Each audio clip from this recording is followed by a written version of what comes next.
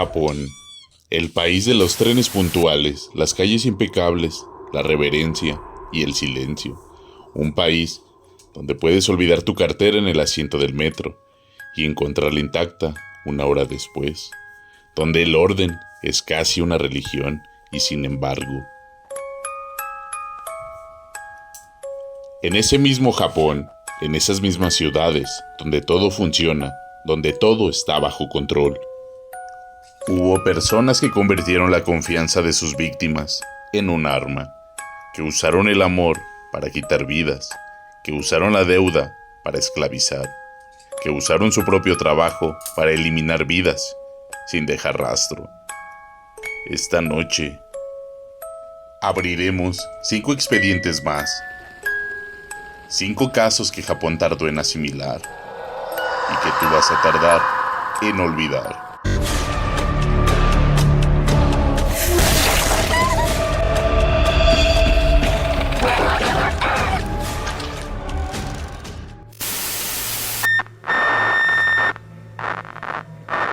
En la prefectura de Tottori, Japón, una carretera secundaria, un bar de paso, el tipo de lugar donde los camioneros se detienen a comer, a descansar, a hablar con alguien que los escuche después de horas de ruta.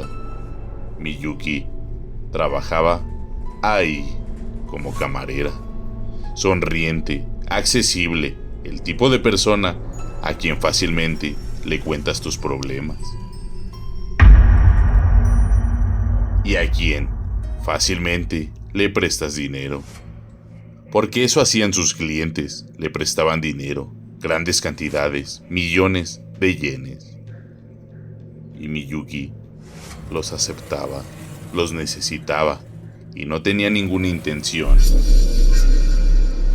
de devolverles ese dinero. Pero el dinero eventualmente se agotaba y los hombres eventualmente pedían que ella les pagara. Y Miyuki tenía su propia solución para ese problema.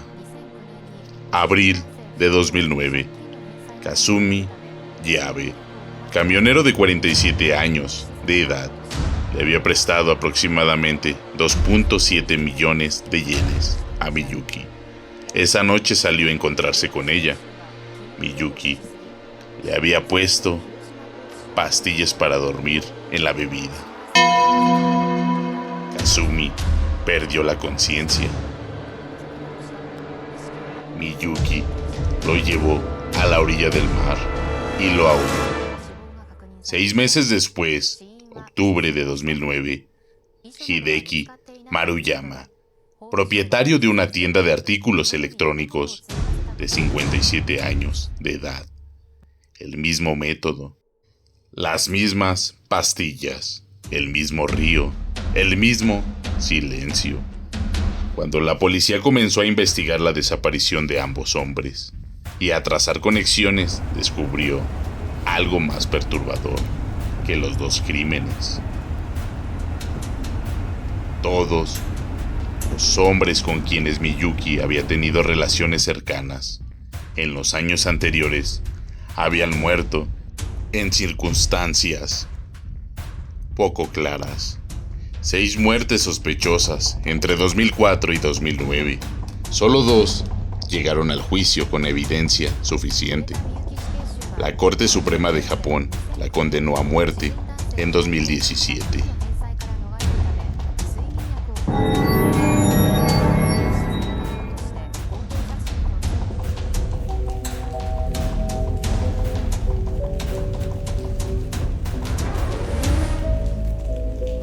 Kioto, la ciudad más elegante de Japón, templos, geishas, jardines zen, y una mujer de mediana edad que usaba sitios web de encuentros para encontrar pareja, Chisako Kakehi, nacida en 1946, viuda de su primer marido, quien había muerto de enfermedad, con deudas, con necesidades, con un plan.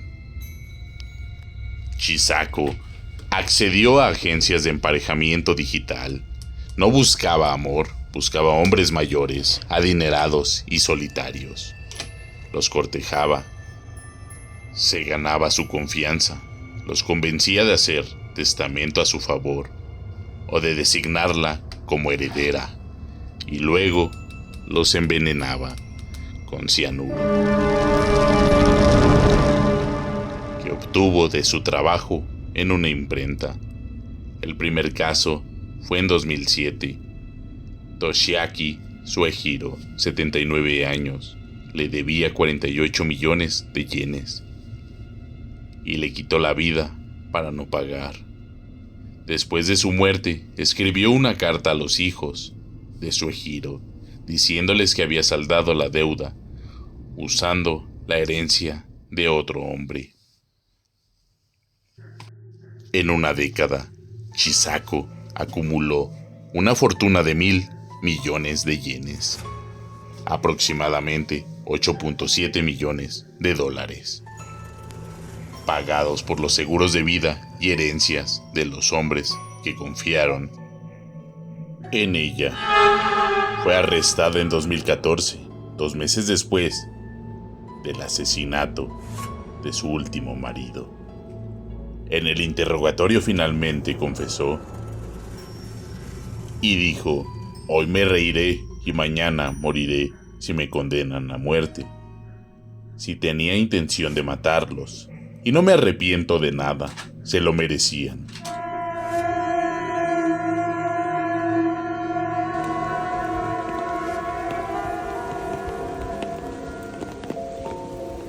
Este caso no tiene la teatralidad de una viuda que envenena amantes. No tiene el dramatismo de un control mental o una masacre. Tiene algo más escalofriante que todo eso. Tiene metodología.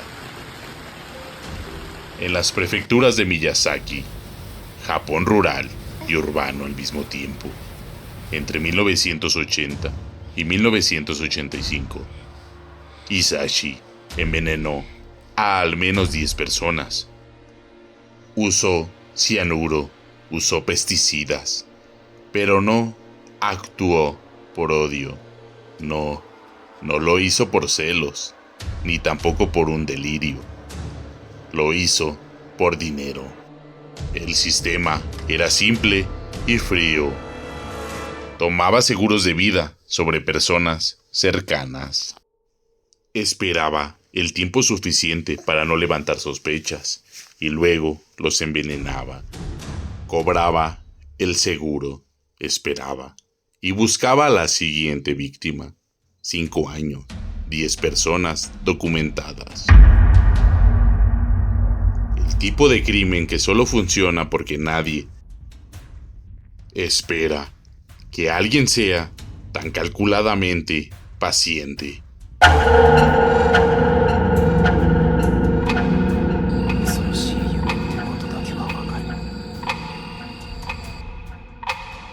Y llegamos a un caso que muchos medios japoneses decidieron no publicar. No porque no pudieran, sino porque no sabían cómo contarlo. Porque había algo en este caso que rompía con todos los esquemas de lo que Japón entendía como un crimen. No fue un asesino en serie convencional. No fue violencia espontánea. Fue algo que describieron como sin comparación en la historia criminal del país. Futoshi Matsunaga, nacido en 1961, un hombre que desde joven aprendió que su mayor habilidad no eran las manos, sino su boca. Era su capacidad para hacer que las personas creyeran exactamente lo que él quería que creyeran, para convencerlas de que eran culpables de cosas que no habían hecho, para hacerlas depender de él emocionalmente, hasta el punto de que no podían imaginar la vida sin su aprobación, y para usarlos como instrumento contra los demás. Su cómplice y pareja, Junko Ogata, quien comenzó como víctima de su manipulación y terminó como participante activa de los crímenes.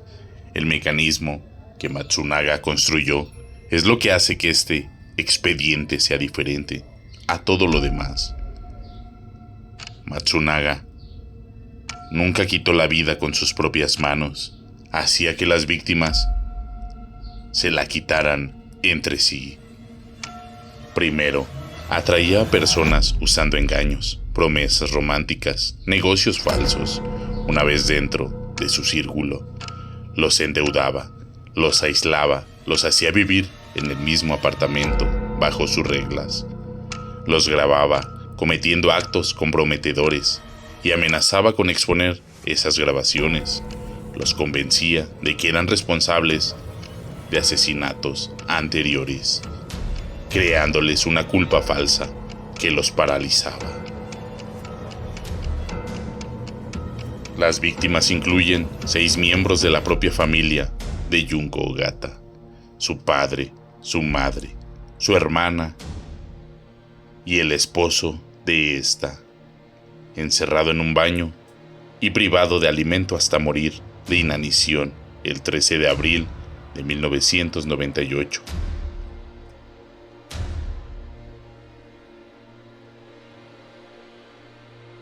Matsunaga nunca puso las manos directamente en la mayoría de ellas, simplemente dio las órdenes y el grupo, aterrorizado, las ejecutó. El caso salió a la luz en 2002, cuando una sobreviviente joven logró escapar y alertar a las autoridades.